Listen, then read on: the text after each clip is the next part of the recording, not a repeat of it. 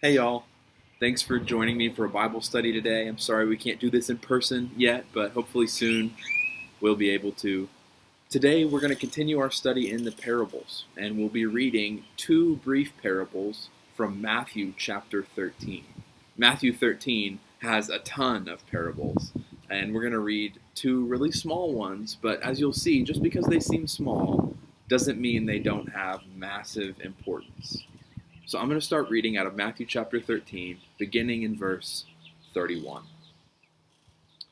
Jesus told them another parable. The kingdom of heaven is like a mustard seed, which a man took and planted in his field. Though it is the smallest of all seeds, yet when it grows, it is the largest of garden plants and becomes a tree, so that the birds come and perch in its branches. He told them still another parable. The kingdom of heaven is like yeast that a woman took and mixed into about 60 pounds of flour until it worked through all the dough. So, what's Jesus' point with these two parables? Remember, we're calling this series Kingdom Stories because parables are stories that Jesus tells to show us what the kingdom of God is like. And he even states that when he starts these parables. He says, the kingdom of heaven is like a mustard seed, or the kingdom of heaven is like yeast. And what do a mustard seed and yeast have in common? Well, they're both tiny, but they both have a massive impact on the things around them. Mustard seed starts out tiny, but if it grows into this massive, beautiful plant, a beautiful tree that provides shade and life and protection to all sorts of animals and bugs and even other plants. And yeast, it starts out as this tiny powder, but it makes your bread grow and rise, and that bread gives life and nourishment to more and more people. Jesus' point is this, and it's very simple. In the kingdom of God, even things which seem tiny and insignificant can have massive, amazing impacts on the world. Jesus wants to remind us all that every single day we have the opportunity to impact the world in amazing ways, even if we think we're small and unimportant. If we work in God's kingdom by loving God and loving our neighbor, everything we do has the chance to change the lives of the people around us, maybe even change the world. I want to tell you a story about a man named Telemachus. And Telemachus lived over 1,500 years ago, back in the late 300s. And he was a Christian monk who lived in the Roman Empire. And one of the things that was common in the Roman Empire when Telemachus was alive was gladiator fighting. Now, we've probably all heard about gladiators from movies and TV, and one of the things we often see is that gladiators were these great, strong, proud warriors, and the gladiator fighting was a way for them to show their strength and honor. But the reality is, gladiator fighting was really, really horrible. And from the earliest days, Christians preached about how it was wrong and how it needed to be outlawed. If you've ever read like the Hunger Games, that's basically what gladiator fighting was. And if you've read that book or seen those movies, you know how horrible that is. It's a bunch of people being put into an arena with swords and spears and stuff, and they have to either kill each other or be killed. And some people might say, oh, that sounds cool, but the reality is, it's impossible for that kind of thing to exist where the truth and love of Jesus Christ is. You can't love your neighbor if you're trying to kill them, right?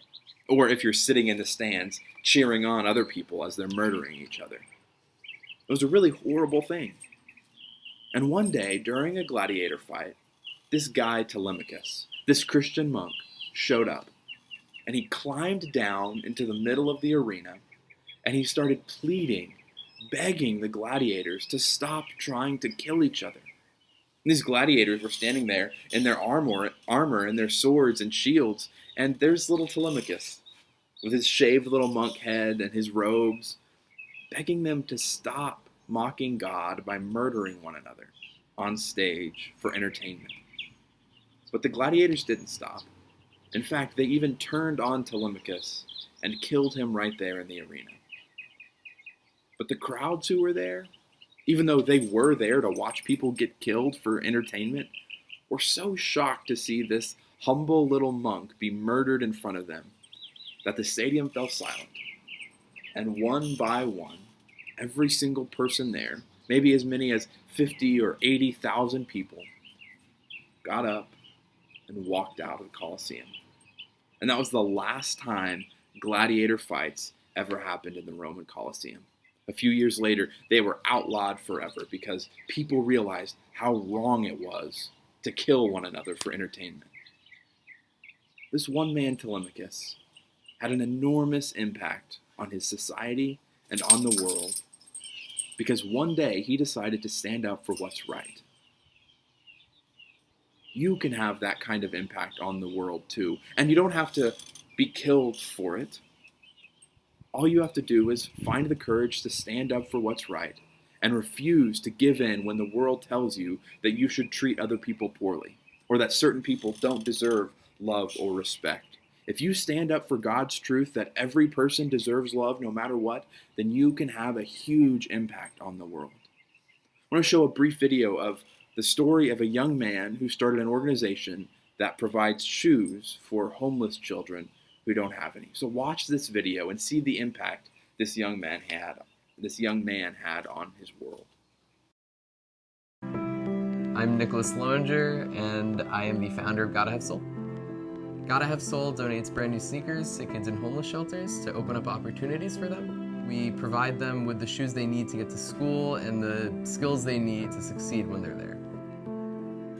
My mom is an art therapist, and when I was very little, about 5 years old, she brought me to a homeless shelter, and she did that right after we had gotten a brand new pair of sneakers for me. And here I am in my brand new sneakers seeing kids who are barefoot or wearing really tattered shoes. And as a 5-year-old, that was pretty mind-boggling, and so I wanted to do something about it. So I started Gotta Have Soul when I was 12 years old, and we've been growing ever since. I remember my very first experience with it, and I fell in love with it that first meeting, and I've been with it ever since. We value children from the inside out. That's at the core of what we do, to make them feel like they are able to participate in anything that life offers them.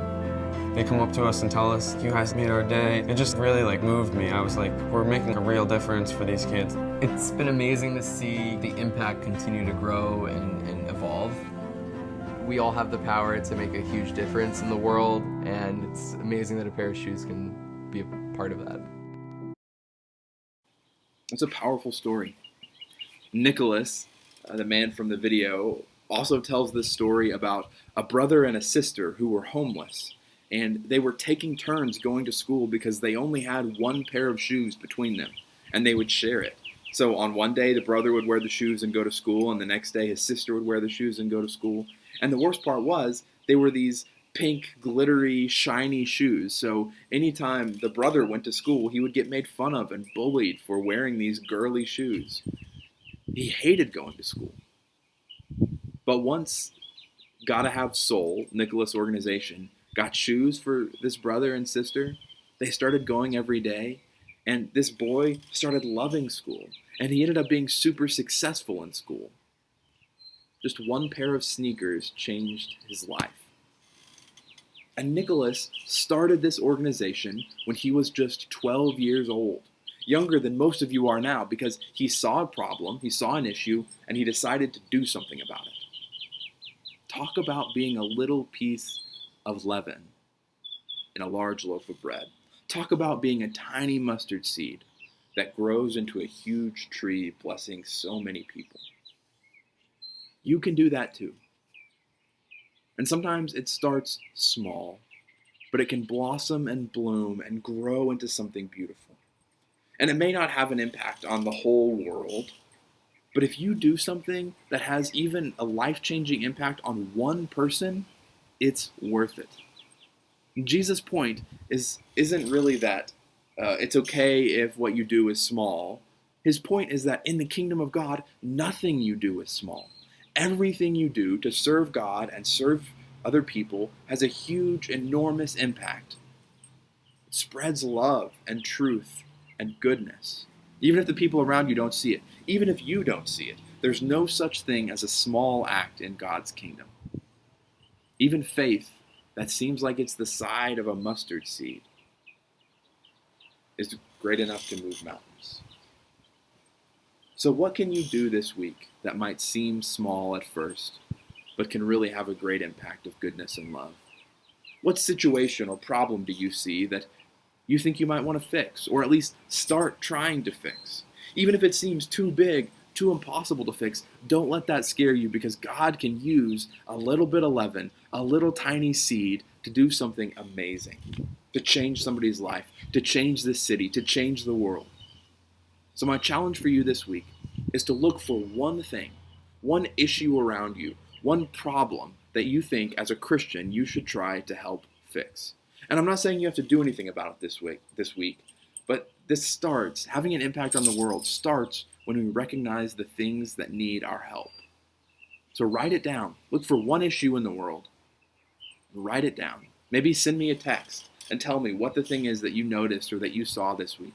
Because the first step of having the kind of impact that Jesus calls us to have is by noticing where the world needs us. And if we can take those small first steps, God can do amazing, powerful things with our actions. Thanks for joining me for another Bible study today.